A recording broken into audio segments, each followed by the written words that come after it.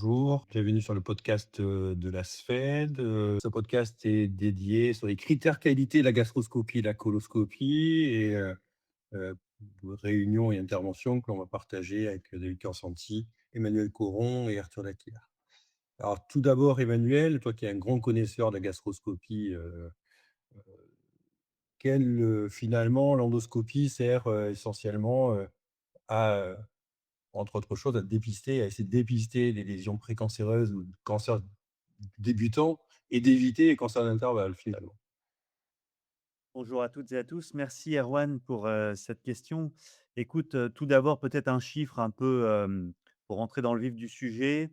Les patients qui ont un cancer, digestif haut, pour 10 d'entre eux, ont déjà eu une endoscopie haute dans les 6 mois à 3 ans précédents.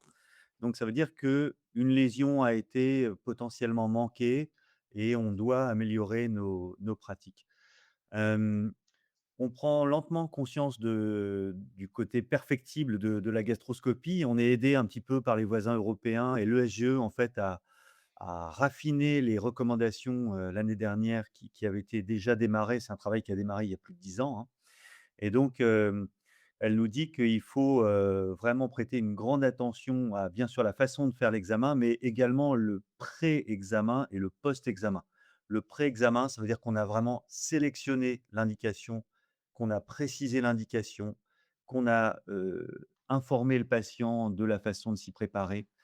L'examen, c'est qu'on a, idéalement lavé la muqueuse et l'ESGE recommande, c'est une nouveauté, l'utilisation de mucolytiques par voie orale pour, heu, détecter des lésions sans bulles dans l'œsophage et dans l'estomac notamment.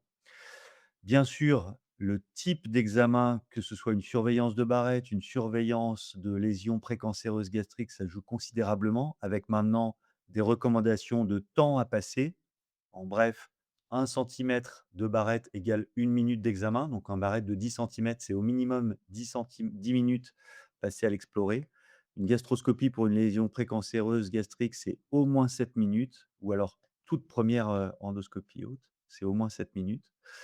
Et puis, l'utilisation d'une photodocumentation, prendre au moins 10 images du tube digestif haut à certains, repères particuliers pour montrer qu'on a bien regardé, qu'on a bien exsufflé, qu'on a bien insufflé, qu'on a, fait un examen dans des conditions optimales, et le rapport doit prendre en compte toutes ces considérations-là. Dernière chose, et c'est 2 nouveautés, l'utilisation de scores. Pour le gastro-entérologue, des scores de visibilité. On n'est pas encore bien, je dirais, au parfum de tout ça, mais si vous avez jamais entendu parler du score de Barcelone, du score GRACE ou du score PIS, bah, ça veut dire que, on doit, se familiariser avec ces scores de visibilité muqueuse.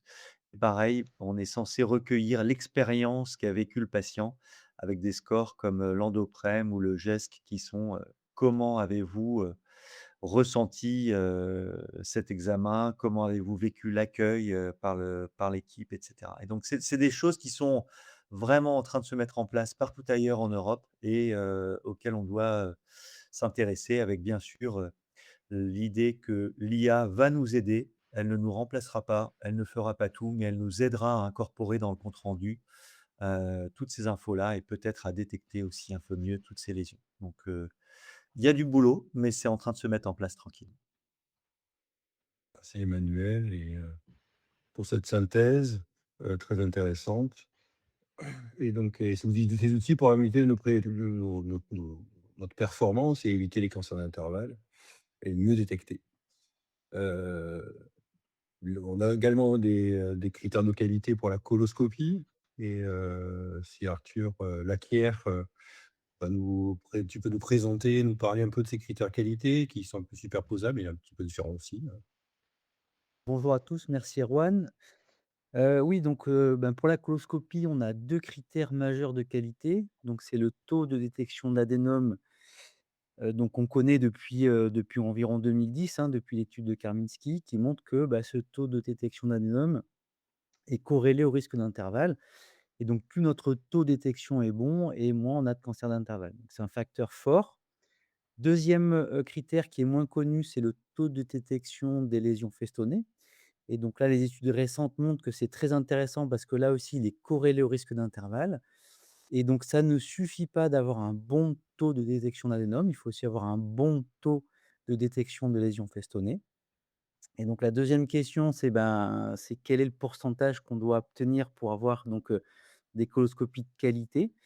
Eh bien, donc les sociétés savantes et les recommandations, c'est donc avoir un TDA supérieur à 25 sur les coloscopies de dépistage, avoir un TDA avec les FIT+ supérieur à 45 et avoir un taux de détection de lésions festonnées supérieur à 5. Voilà, ça, c'est les critères, de qualité de la coloscopie qu'on doit obtenir, pour donc diminuer nos patients et protéger nos patients, du cancer d'intervalle.